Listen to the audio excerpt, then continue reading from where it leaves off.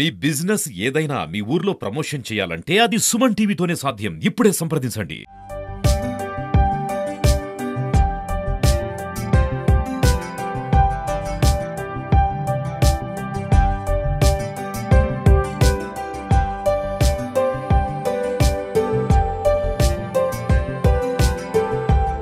Welcome to Suman TV.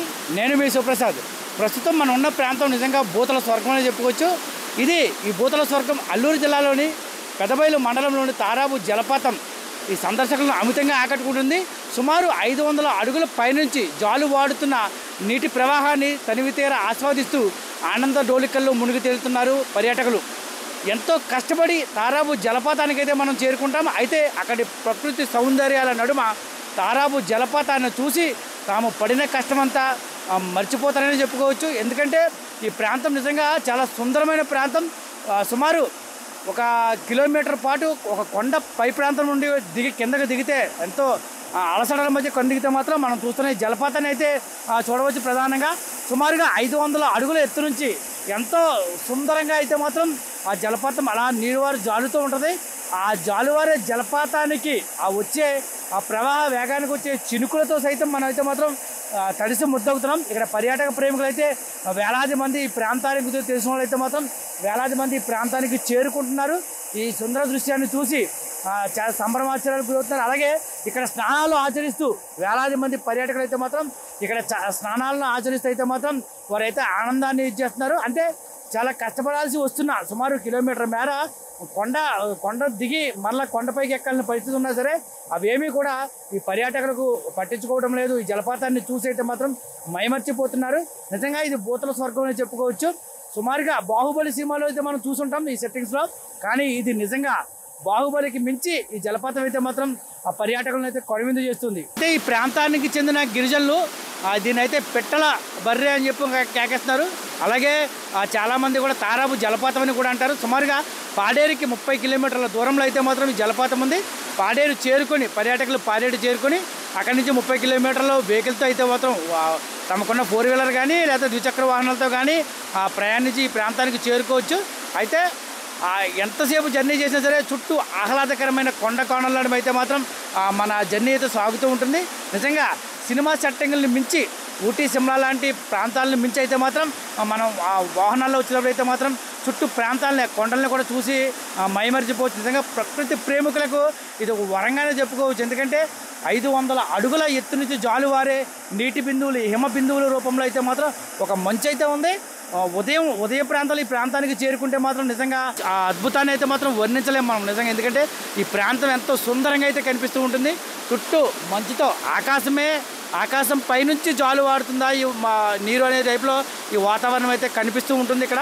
అయితే వేలాది మంది పర్యాటకులు ఇప్పటికే ఈ పిట్టల మర్రి కానీ లేదా తారాబు జలపాతంగా పిలువబడే ఈ ప్రాంతానికి అయితే తెలుసుకుని అయితే మాత్రం వేలాది మంది పర్యాటకులు అయితే మాత్రం ఈ ప్రాంతానికి వచ్చి ఇక్కడ పిల్లా పాపలతో అయితే మాత్రం ఈ ప్రాంతానికి చేరుకొని అయితే మాత్రం ఇక్కడే ఈ జలపాతం దగ్గర స్నానాలు ఆచరించి మరి ఈ సుందర దృశ్యాన్ని చూసి అయితే మాత్రం వాళ్ళు ఎంతో ఆనందంగా తిరిగి వెళ్తున్నారు.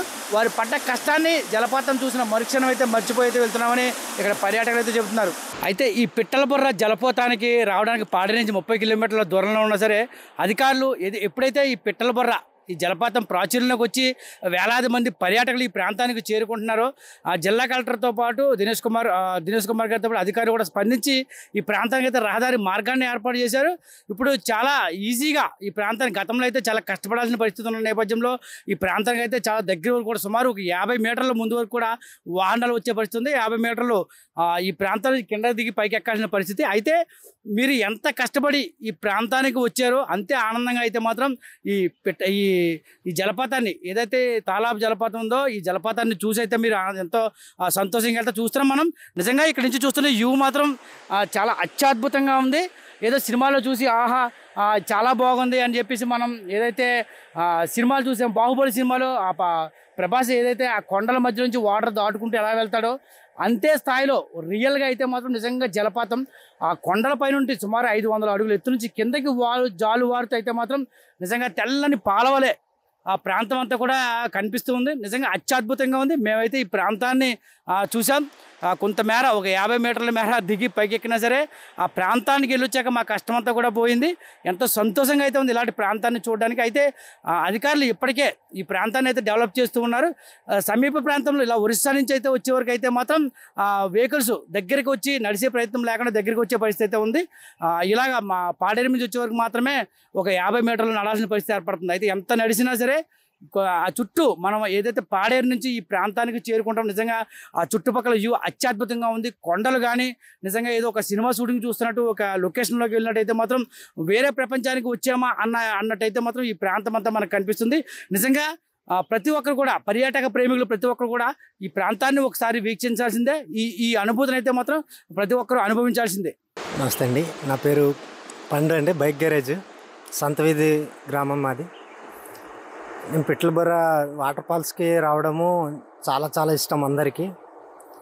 ఈ పెదబయలు మండలం, ఈ జాంబుగూడ పంచాయతీకి చెందిన ఇది వాటర్ ఫాల్. పిట్లబొర్ర అంటారు, మళ్ళీ తారాబు అంటారు, గుంజివాడ కూడా అంటారు. 3 పేర్లు ఉంటాయి దీనికి. దీనికోసం చాలా విదేశాల నుంచి కూడా వచ్చి చూస్తూ ఉంటారు. అమెరికా నుంచి కూడా ఇది ప్లప్ర అయింది. చాలా రోజుల నుంచి ఇలాగ డెవలప్మెంట్ చేయాలని మా లోకల్ వాళ్ళు కూడా ఆశపడుతున్నారు. కాకపోతే కలెక్టర్ గారు, పిఓ వాళ్ళకి అందరికీ ఇన్ఫర్మేషన్ చేయడం జరిగింది. వాళ్ళు ఎంతవరకు రెస్పాండ్ అయ్యారో వాళ్ళకు మరి మాకు ఇంకా చెప్పలేదు. ఇప్పుడైతే చూడడానికి చాలా వ్యూ బాగుంది. వర్షాకాలం కావచ్చు, ఎండాకాలం కావచ్చు, చాలా బాగుంటుంది. ఇప్పుడైతే మరి దగ్గరికి వ్యూ బాగుంది, రోడ్ చేస్తున్నారు. మళ్ళీ వర్షాకాలం కూడా ఇంకా ఇబ్బంది లేకుండా తిరగవచ్చు. టూరిస్టులకి అంతా ఫుల్ హ్యాపీ ఇంకా.